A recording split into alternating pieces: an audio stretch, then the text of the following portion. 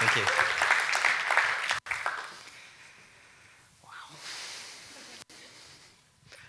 Okay. Well, telling a story through art can be such a rewarding process. I mean, the freedom to explore ideas and experiment with the unknown is really exciting. And then if you take that idea and you bring it into the physical world, it just feels really human. But tech work typically is very outcome focused. So new experiments and ideas often have to go through lengthy justification, and the best ideas end up becoming trade secrets. Low battery. There's a tech thing, isn't it, right? But more techs like me want to have the freedom of the arts, the freedom to express, the freedom to create, to learn by doing, and then to share that knowledge with other people. We're known as makers. Makers value ideas differently. We look at what can we do to inspire and involve people. And today I'd like to share with you a community maker project that started as an idea only 6 months ago. I'd heard about a new digital art exhibition happening in Caloundra, and I was talking with my daughter over breakfast about what we could do for it. And we were trying to come up with something that would be really engaging, that would get everybody involved and still be cool. Like, it had to be exciting as well. It couldn't just be some kind of thing that you look at and then you pass on from there. It had to have a deeper story to it. So we started talking about the kinds of questions that get people thinking. You've probably considered some of these questions before. If you were an animal, which animal would you be? Could you make the noise of that animal now, please? That's actually not part of my talk. I just really wanted to do that. If your life had a theme song, which song would it be? Yeah. But if you were to describe yourself as a color, just one color, which color would it be? Now, when I was discussing this with my daughter, she had a lot of answers to that question. She wanted to pick multiple colors. She wanted to represent all the different parts that make up her life, such as her love of the arts, the cello, basketball, nature, storms, awesome parents, and things like that. I mean, could you describe yourself as just one color? So I couldn't. So we changed the question. That's the great thing about being the creator of it all, isn't it? So we changed it to, if you were to describe yourself as a sequence of colors, which colors would you choose? Why that specific tone, not a bit lighter or darker? Which color would come first? Or which color would come last? And would a friend describe you as those colors? Would a stranger? And why are they different? We set out to ask kids this question. We thought it was a good question to ask. And we decided that they needed the tools to actually explore that. This idea became known as Pixel Mosaic. Pixel Mosaic is a bold electronic art installation. It combines art, technology, and a physical experience through kids' creative story writing. Using a web app, kids pick a point along a timeline and then move red, green, and blue sliders up and down to mix their colors. From there, they write a story to describe why they chose the colors that they did. Then we take that color sequence and load it onto a custom-made pixel tile. This tile is playing the color sequence for one child, 20 seconds. Any colors they chose that describe themselves. From there, we repeat the process 468 times until every child has a place in the wall. And that forms the Pixel Mosaic. And lastly, we load up an interactive story reader app at the front of the exhibition where you can read the story, see the color sequence, and then go and find their tile in the wall.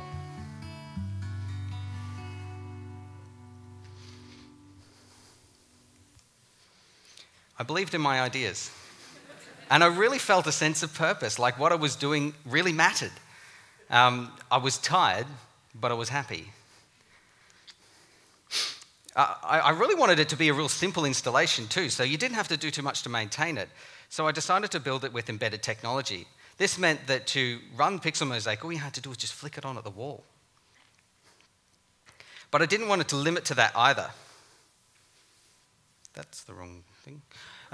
Didn't want to limit to that either, because I wanted to try and explore all the possibilities that we could have. So I made a WebSocket layer that ran over the top, which means that any browser can actually communicate with the wall like a big Internet of Things mosaic. So that meant we could stream videos, play games, connect to peripherals and like accelerometer and all kinds of cool interaction things like that. And if we didn't have an external signal coming through, it just defaults back to the kids' stories. So it really becomes quite a versatile piece to get the kids engaged and excited about working with the artwork.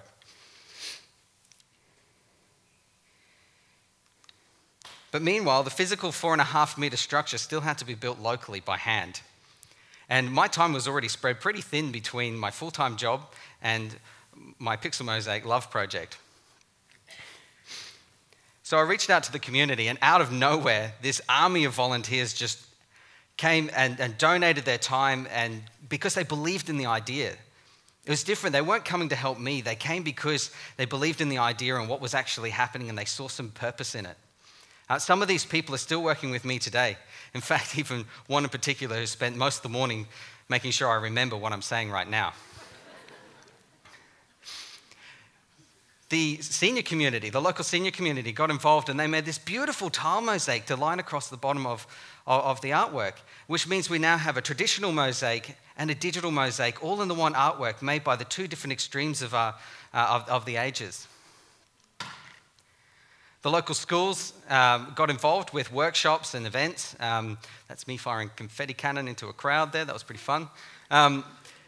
And through that, the schools that couldn't get involved, they had sent out newsletters to all the kids as well. So that allowed us to reach almost 1,000 entries in 3 months, which is pretty cool for a private project. And lastly, organizations and businesses got involved as well. They helped promote us, they helped market us, and they also gave us discounts on building materials because this stuff's fairly expensive to build. And we received a grant as well towards a contribution towards the building costs. And we also personally invested as well because we wanted to see it happen.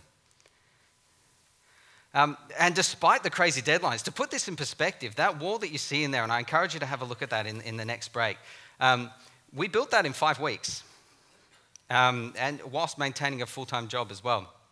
So despite those crazy deadlines, we executed like, we had a sense of purpose. We executed like a team that had been working together for years. And so through that process, through that process, probably the biggest thing that I'd have to say about this time here, we're all excited, like, yeah, we're doing this thing with purpose.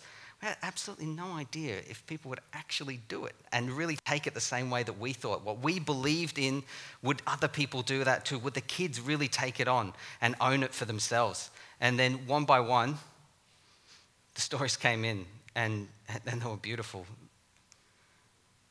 This is Ava. She's 10.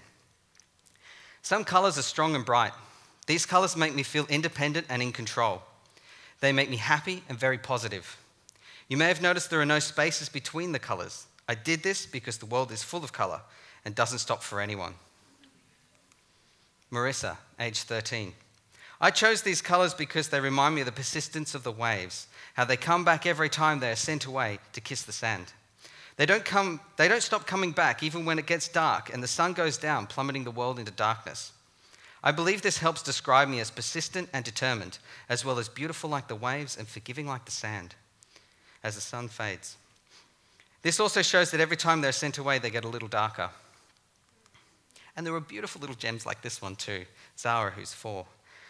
I am 4. I chose these colors because they're beautiful. I love the yellow because it's like the sun and it makes me happy.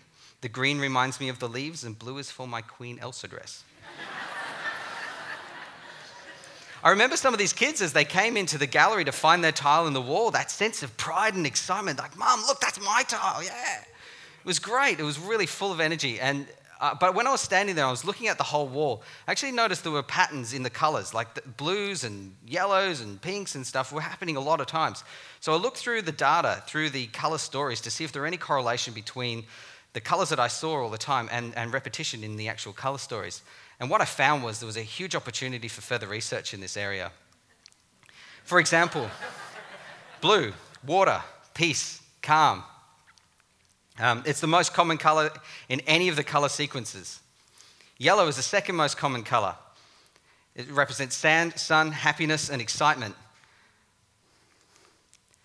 Pink, purple, and mauve was almost invariably associated with family and close relationships.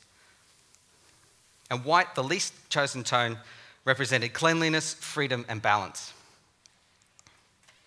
And we received some beautiful, encouraging emails across the process too. Like, we went down to the gallery today to see the display, and I thought it was amazing.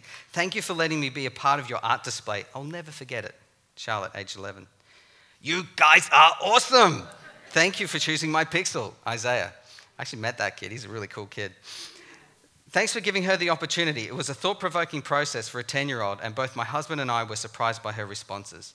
That was from a parent. So what's the future of Pixel Mosaic?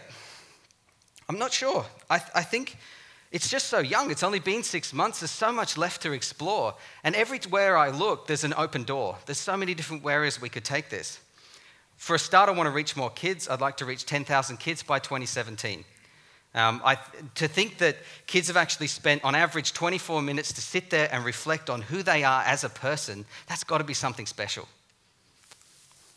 I want to get a public installation so that kids can come and see it regardless of their social or financial circumstances.